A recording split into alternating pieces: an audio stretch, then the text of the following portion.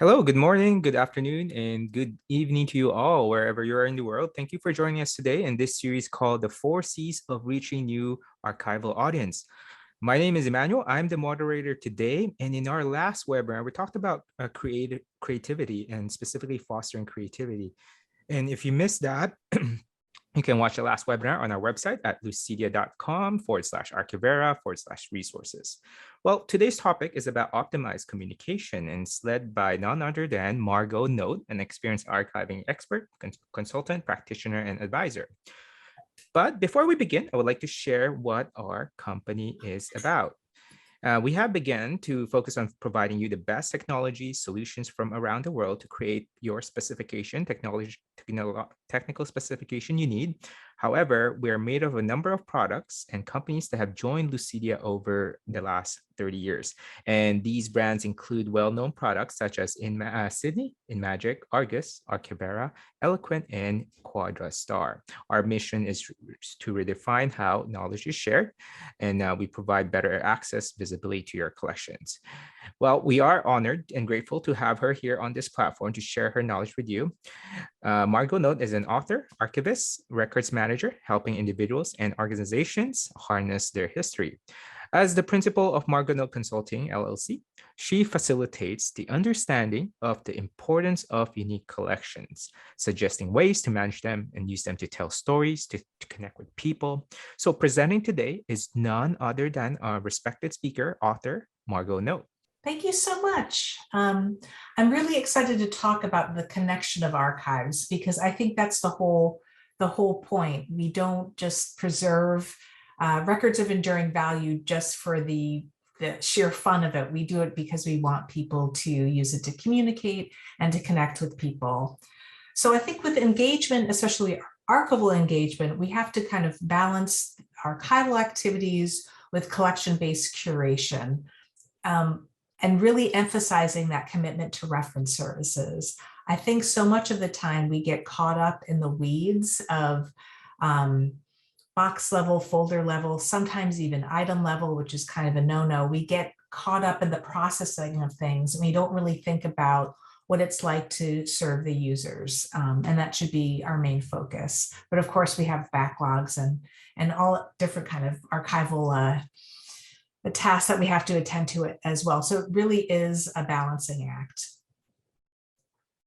Archives are about educating users. So it's articulating the purpose of archives and looking at both stakeholders, who are the people within the organization or your community or whatever user group that you're serving that cares about the archives. They have something at stake. There's also decision makers, people that it's important for them to have a perspective of the archives, and hopefully a positive perspective of the archives, that realize that they're making decisions that are going to impact the archives. And then kind of the top tier are the resource allocators, in the sense of people that grant organizations, like grant officers, if you work in a nonprofit, anyone that's executive director or kind of that C-suite level that can really say how much budgeting you're going to get, if you can hire new staff, if you can acquire a collection. So these are all the types of people that we really want to communicate that archival message to, and really kind of influence their hearts and minds. Part of this is cultivating research groups. So people that are kind of the groups that are the main users of your collections, you want to encourage them to play that advocacy role when appropriate. So sometimes that means providing information about what's happening with the archives, doing it in a professional manner, but letting them know, we're looking for this grant, or we really would like to process this collection, but we don't have the funding. And then informing them on budgetary and program development needs. So they kind of act as your advocates, and they're considered kind of a neutral party. I was thinking about a conversation I had recently with an organization that they have an archives. They have a kind of a 5-year plan for that archive, but they haven't really been able to get the stakeholders, decision makers, and resource allocators to let them do what they need to do. And so they were talking about, what would it take for, if they needed an advocate, like an archival consultant, to come in and talk to this user group. And I thought it was really interesting. And we had kind of a side conversation about the psychology of people, because I have no idea where this project is going to go. I just thought it was a really interesting, initial meeting, because the people that work in the archives are obviously have a stake in having the archives continue. And me as an archival consultant have a stake, because this is my life's worth, and there's potential, projects if we continue with this archives. But we all are could be considered biased. So we are pro archives, where we're really trying to persuade people that are kind of on the fence, or might be on the negative side of trying to fund these archives. So I think that's kind of the interesting piece. Is what I found interesting about this potential project is that I can really help influence and see what people think about archives. I think that's the most important part about communication with user groups and research groups, is that I might know what's important for the archives because I'm steeped in this. I've gotten this education, I've done this work, as has everyone in this audience. But we have some skin in the game. So what is important for people that aren't archivists? Like, what do they consider important? And sometimes it's really interesting what really excites them about the archives is something that we would never think of, and it might be outside of best practices, but it starts a conversation. We want to think of research as a communication tool, so and an advocacy tool as well. So substantial reference services are needed for archives, but they're often lacking. They're lacking because there's so much that we need to do, let's say, with processing, that's the focus. And we kind of think of references like anyone can do reference, or reference being part-time, or reference when you can get to it. But it really makes sense to have someone, if the repository can afford it, to have someone devoted, at least one person devoted to that reference archivist, because you have to think users do not understand how archives work. We have finding aids, we have kind of interesting ways of doing things. It's not like you can just Google collection. It's not like all these items are digitized and you can just click a keyboard and search through it. I mean, sometimes that's kind of the expectation of users. So we really need that reference person as a communication tool, and it's coordinating efforts to promote the record. So I'm going to talk a few ways how that can be done. So the responsibilities of someone that's working in reference is really, primarily assisting in-person users, like people that are coming into the reading room, or if, let's say, you're a corporate archives, the marketing team that needs materials, how can you get them to them? It's answering inquiries online. So sometimes you can have people that aren't traveling to your site that want archival records. I can speak from my past experience. I feel like I say this in every webinar. Before I was a consultant, I was a loan arranger at a nonprofit, and we didn't have a reading room, and our archives were such that we couldn't allow people to go through them, just because there was so much potentially sensitive information and financial information. It just would not make any sense, and it was just me, so I couldn't handle any of that. But I was able to answer a lot of inquiries online. So when I was able to, I would digitize things for people. Usually it was like, putting something through a scanner, or sending like a newsletter to answer these questions and to provide as much information as I could safely. So that's in one way I acted as a reference archivist. And then reaching out to these research groups. So really being proactive, because as much as we have to be both responsive when people reach out to us, but I think as archivists, people might not know that we are around, that we have these fantastic collections. So we have to be proactive about reaching out to people as well. We advocate research use, so talking about how to use the collections, what to look for, how to read a finding aid. And that can be, live in person. It could be that you're creating content, let's say on a website that talks about this. You're reporting new accessions. So as things are available for research, you're making sure that everyone that you can think of knows that'd be interested in those collections. And then connecting online through listservs, journals, forums, and organizations. So thinking again of those research groups and who can you reach out to? Who can you have on a regular schedule? Monthly, I'm going to reach out to this journal or this forum to let them know of these new collections, and having it kind of be part of your repertoire the same way that you do you have a monthly meeting with your staff, or you have weekly updates. It just becomes a regular part of the routine. There's external promotion that I think is important too. So writing articles for non-archival professional journals, newsletters, blogs. So getting kind of out of that archival world and then talking about archives in another medium.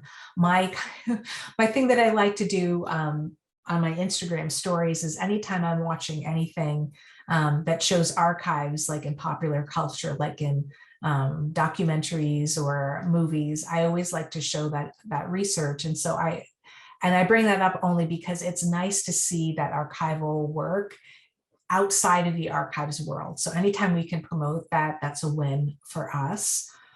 We want to educate on the nature, content, and research potential of holdings. So, what is out there? What is the potential of these holdings? We can think about how these holdings have been used in research in the past, but what are more forward ways that we could think of research in these collections? And then promoting underutilized holdings. So you might have very popular holdings that for your internal stakeholders or your external stakeholders, they know about, they use regularly. Those are kind of the power players. Those need a little bit of promotion here and there. But I think we can also think about what are underutilized holdings that have so much potential that we can really push out. And if the research groups that knew about it, they would be excited to do some research with these holdings. We can also do some proposing and presenting sessions at professional meetings. So if there's a research group that you're really tapped into, let's say you have a partnership with a researcher, or you're part of some type of committee, or there is kind of that natural leverage of archives that you can speak to archives outside of an archival community. That's a win for us to communicate archives. We can promote archival resources and research potentials of the holdings. We can create content via presentations, workshops, and publications. So we can have things that are live workshops or presentations. We can have it recorded as on demand. We can have just-in-time recordings or blog posts that people can find if they're actively looking at that research at those holdings right now. And then we can teach on how to use archival records. This, I think, what's seriously lacking. I know, just speaking from personal experience, I didn't even know really archives existed until I was in grad school. And that might be the same with many people. Or if let's say it's introduced in high school or undergraduate, that's important too, just to kind of get that idea that these collections exist. So part of communications too is also tracking the research. So I've talked about all the different ways that you can promote that these holdings are out there, that you can really communicate that these collections are available for research. But I think the piece that tends to be lacking is that we don't necessarily track research. We don't have metrics. And that, again, is something that we can communicate to those stakeholders, those decision makers and resource allocators, that we can say, this collection was used X amount of times. We sent out this many scans, we made this much on photocopies, et cetera. We had these many people come into our reading room, for example. That has some power because, again, it's going back to what I previously said about that meeting with the people that in the archives and the archival consulting, and we're trying to influence people to fund the archives. We're biased because we want this, because we're speaking to the higher good. But part of making that argument sometimes for people, especially if they're very numbers based, is tracking those metrics and presenting them. So we can, with that research, we can measure the impact and significance of the research with that metrics. And then we can report on the significance and implications of that research. So we can not only say, you know, X number of researchers use the collection, but then we can show also, you know, it was mentioned in this publication, this documentary, this website, this book, you know, there's a million different ways that we can say that, you know, people outside of our particular repository are very interested in these collections. Therefore, they should be used and funded. So metrics, of course, are used for planning and management decisions like hiring staff, digitization efforts. So you know, for example, if you know this collection is actively being used, but it's always in the reading room, let's get some funding to digitize these things. You know, they're being overhandled. And then processing priorities. Again, if we know that someone is, there seems to be a pattern of, let's say, asking for a collection that is unprocessed, we can use that to say, hey, you know, X number of people have asked for this. Let's you know, put this up on the priority for processing. And there might be opportunities for these metrics to be calculated automatically. So let's say if you have how many times a finding aid was looked at, you know, on a website, you can gather that information. Some of it might be that you're actively, it's like proactive metrics, but some of it can be kind of passive. So think about that way. Again, you know, I'm always hesitant to say, you know, archivists should do this or that, because I know how stretched thin we are. And anything that requires, like, you know, one more thing to do, I totally understand that. So there might be ways to automate this, or to make it some type of workflow that it takes as little time as possible, but it really has that impact. I think an exciting part of communication of archives is what digital humanities are doing with usually primary sources. So I want to kind of talk through that a little bit, just to generate some interest and ideas about maybe how you might be able to take some of the aspects of digital humanities and use it in your particular circumstance. So the digital humanities have an intensive use of primary sources. There's collecting, preserving, and facilitating access to sources. And then because of technology and the power of technology, researchers have realigned their methods for doing this work, for doing humanities work with technology. So there's some really exciting things that are happening. So before we continue, I want to define what I mean by digital humanities. It combines traditional humanities research with computational methods. It answers new questions with new techniques, and it poses novel questions. So it's interesting. I see this type of work. There's always like a news story every day about like a digital humanities project. They might not use that term, but they're definitely talking about it, where let's say they're doing analysis of writing, and they figured out, you know, this person online is really two people because they can see the patterns in the writing. So it's kind of an exciting way to use the power of technology to analyze primary sources. Also, digital humanities reunifies scattered cultural records and makes the illegible legible, makes the tacit knowledge explicit, and it helps allow users to understand the world because we have these more powerful tools. I was thinking of an example of kind of the reunification of scattered cultural records.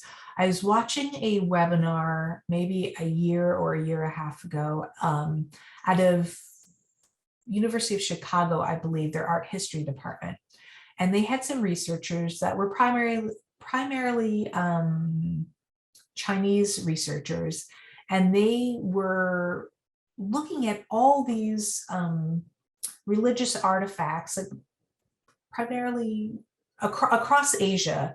They were looking at Buddhist artifacts that were, let's say, in the British Museum or scattered in all these museums. So they were really talking about kind of colonization of artifacts. So they were able to kind of 3D model these artifacts in the museums with the museum's permission, and then put them back where they originally were. So if they had it like a Buddhist statue, they were able to do that 3D modeling in the museum and then put it at that site-specific location that it came from. And that was super powerful to see that statue where it was created, where it was meant to be seen, and to see it in that 3D rather than, let's say, a barren, white cube of the museum. So it was a very powerful way to, maybe not physically bring the artifacts back where they should be, but to digitally. And there's a lot of information that you could gather as a researcher by seeing that that statue where it should be. So digital humanities are critical. They're critical of tools, technologies, and platforms. And this is what I think is really exciting to me, because I tend to be kind of a traditional, old school, like archives and library person. And that's just, we're really outside of that. And so I really like digital humanities because it really questions kind of the status quo and asks, why does something have to be this way? And so there is a critique and a criticism of things that we kind of take for granted. And it gives some new eyes to why we're doing things in a particular way. And I find that really useful. So there's an openness to the to digital humanities. There's open access, open source, and I think the most exciting thing is open annotation methods. So I love when I used to get DVDs, like the Criterion collection, and then you get all the other DVDs that told you the backstory, like Apocalypse Now. Recently, we got the box set, and you can see the making of and each different version of it. And so I like that idea of the open annotation method. So really seeing how people are processing things and the questions that they ask, and kind of seeing kind of a peek behind the curtain, because so much of research is kind of closed, where you just see that final, maybe you are peer reviewing something, but for the most part, that research is published in a journal, and you don't really see that really interesting thought process and analysis that got you to that final paper. Let's see if we can forward.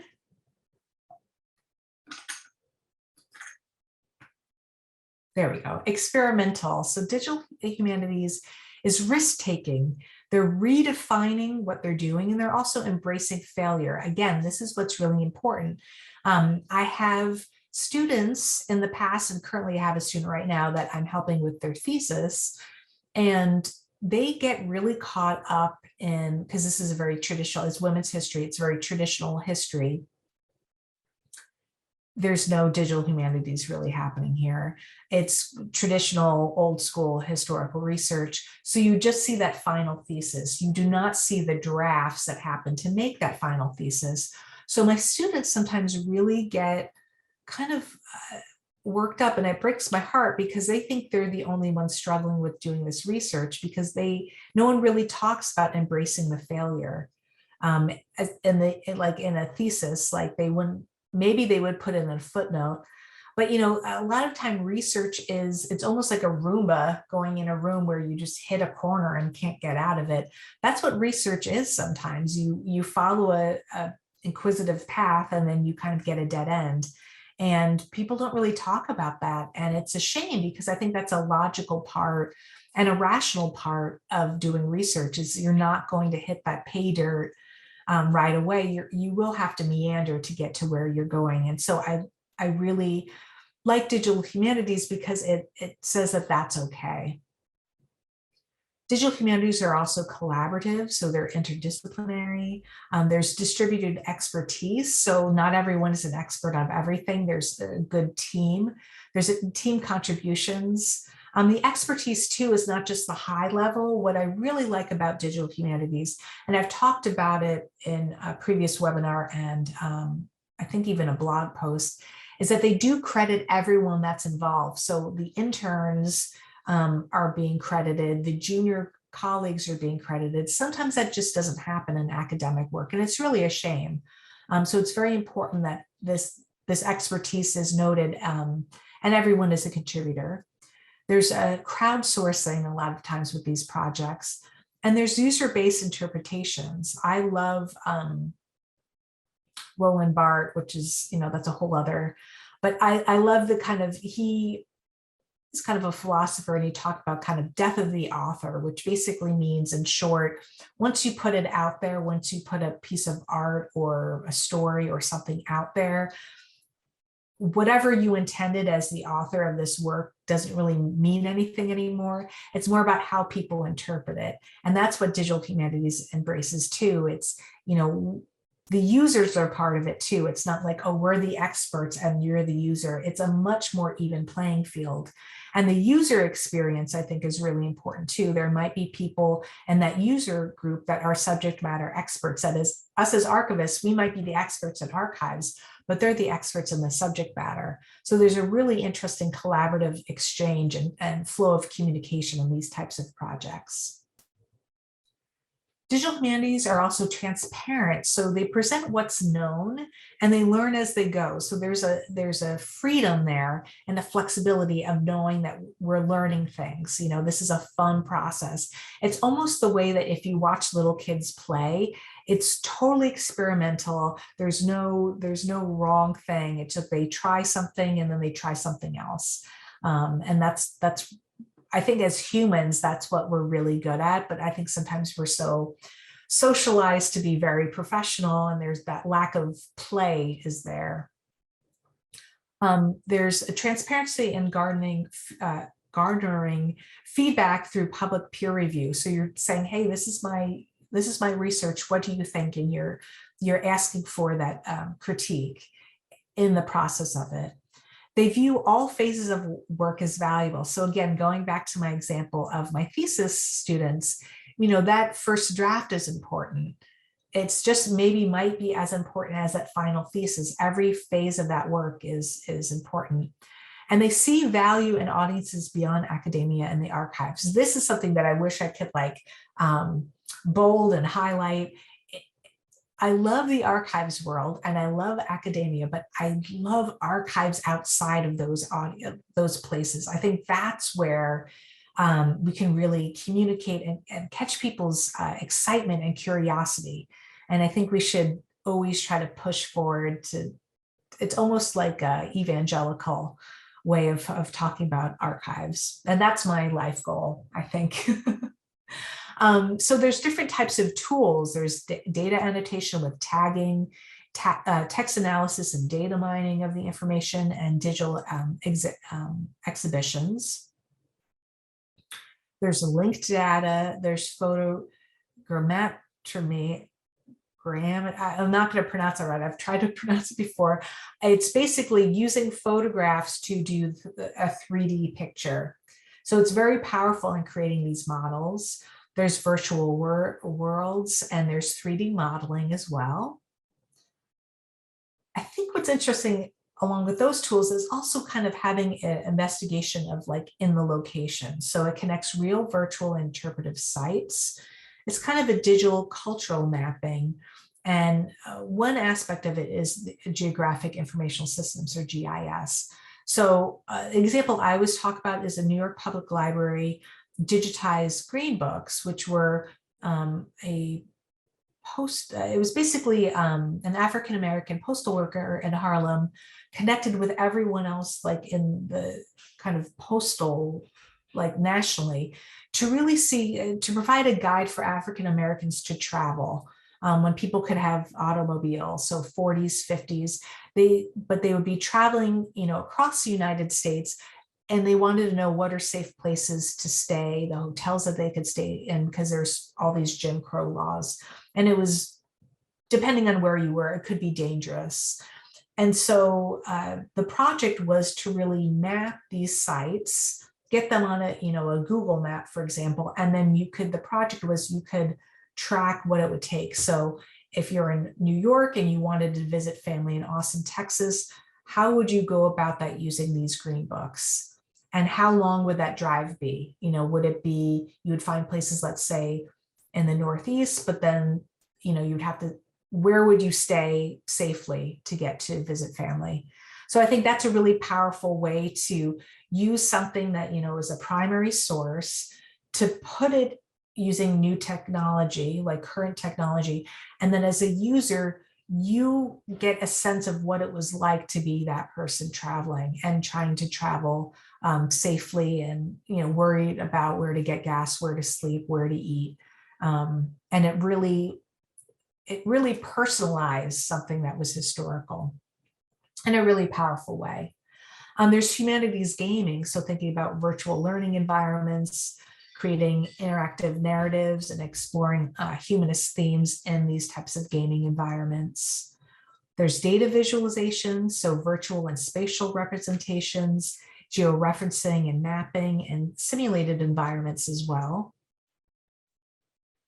This is really exciting. So the augmented auditions, so marked up and encoded texts created through crowdsourcing.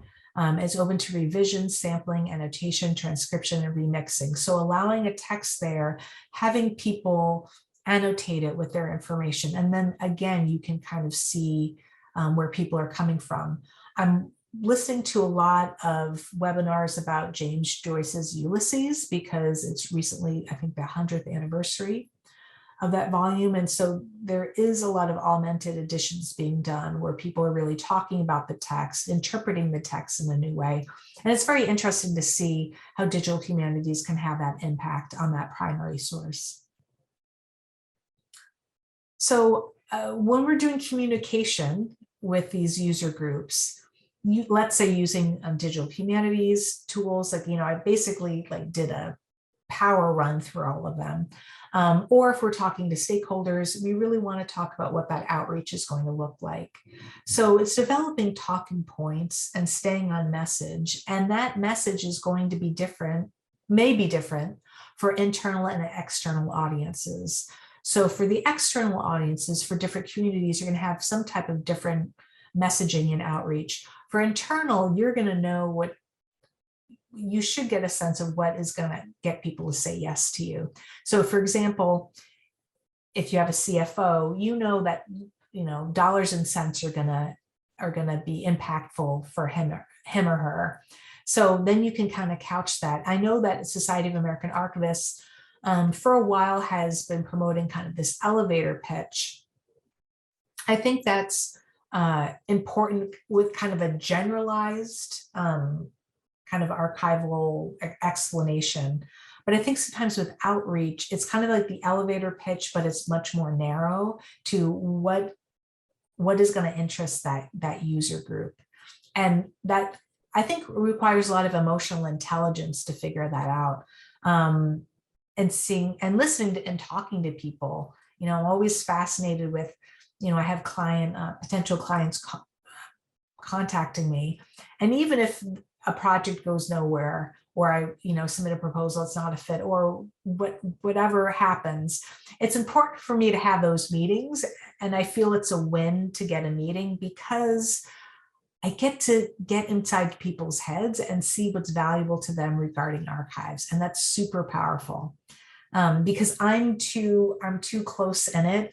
I'm too close, I think this is valuable in all different senses, but other people don't. And that's perfectly okay. I just have to see what's valuable to them and to make that connection between the archives and what they consider valuable. So that outreach is through different types of methods, and that depends on kind of the culture and the types of people you're talking to. So there might be individual efforts. So you're kind of working with someone one-on-one. It's important, let's say, if you have a new president coming on or a new executive director, if you're in the archives, to make sure that you are, talking to them and they have a positive impression of the archives as they come in, especially for someone that's new, that's going to be very forward thinking, is not necessarily going to be thinking about the past. You want to present yourself as this is the legacy of the organization. This is how I can help you. You can also have meetings. So meetings with departments, meetings with department heads, trying to be on committees or other ways that you can network both internally and externally to talk about your collections. There's team building. So a lot of times with your archival department or with the other departments that you serve, for example, it could be marketing communications, it could be more PR, it could be legal, it could be programs, whatever are the kind of the power users within your organizations, making sure you're team building with them.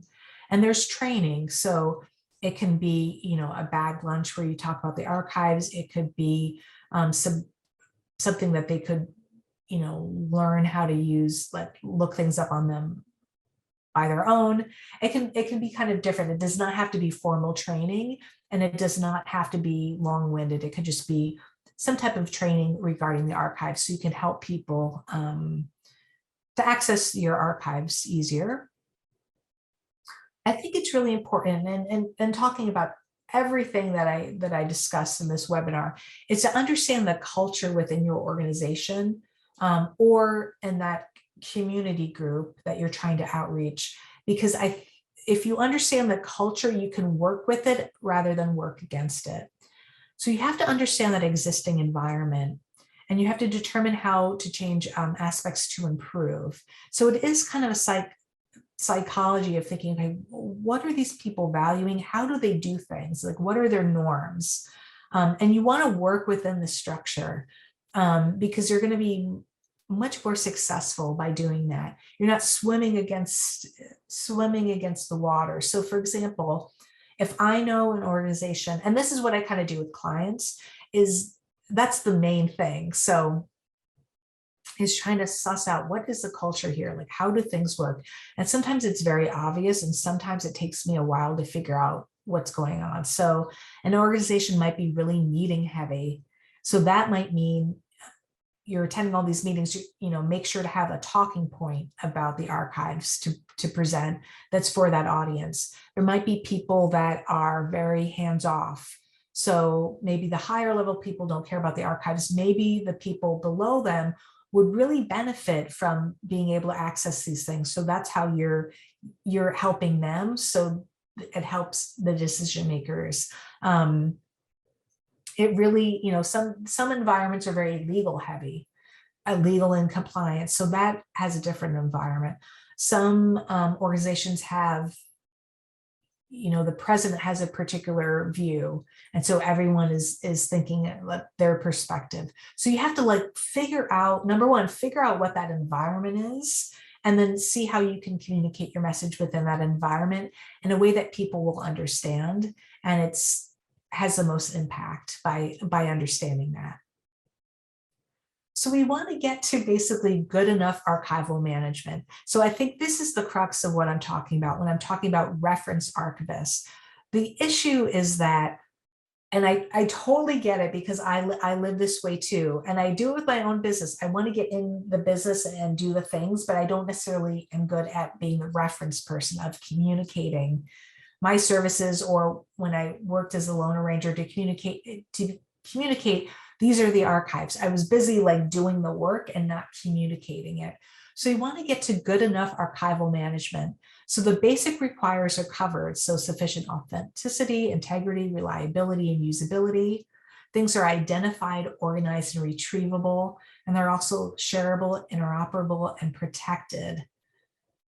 If that baseline is done, and even though we might have a backlog, or even though there's so many things that are pressing on us, if we can get to good enough archival management, then we can do the things of outreach and reference, and maybe we can interest people in doing some of these digital humanities. It's a way to communicate that we feel like we can communicate because things are good enough organized in the background. And it's communicating value. So that's really what we're talking about. It's the value to the organization, to the people that the users that you're helping with, and the infrastructure. So how does the archives work within this infrastructure? What's the value that it provides?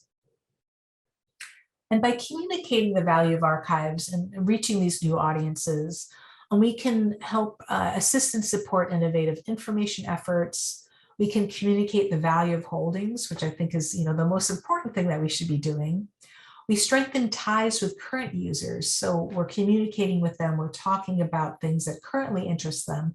And then we have the potential to reach new audiences. So we're always kind of pushing the boundaries of how people can learn about the archives and to use the archives too. And I think that's the real powerful part of communicating value to these all different audiences. Thanks, Margot. Another solid webinar that gives us different perspective to think about communication strategies, real world examples, and most importantly, practical actions you can take immediately to optimize communication and reach new audiences to archives. We will make sure this webinar is available for anyone who wants to watch it again. I know there's a lot of content here. Before we wrap things up, there are 3 valuable books that you can download for free right now at lucia.com/archivera/resources. The first you see here is called the Digital Preservation Without Tears. This book is perfect for those who want to learn more about digital preservation concepts, tools, and actions. And the second book is called The Archivist Advantage, Choosing the Right Collection Management System. This is perfect for those who want to learn more about an archivist perspective and an unbiased view on selecting collection management systems, type of collection management systems, and benefit and risk of picking one over the other. And lastly, the Demystifying Archival Project, 5 Essential for Success. And this is for people who has a project going on, and will help them provide more ways of thinking about their archival projects. As you can see, we do have a lot of resources available on our website, including our blogs, and Margot Note obviously contributed a lot in that as well. So if you have any more questions or would like to visit our website, feel free to do so. And I would like to say that if you would like to follow up, feel free to reach out to us. Again, thank you for attending today's webinar on reaching new archival audience. This wraps up the series of the 4 C's of reaching a new archival audience. We talked about community, connection, creativity, and lastly, in this webinar, communication. Our goal for this series is to help you develop strategies in order to reach new archival audience. We hope that you find the information helpful, and until next time.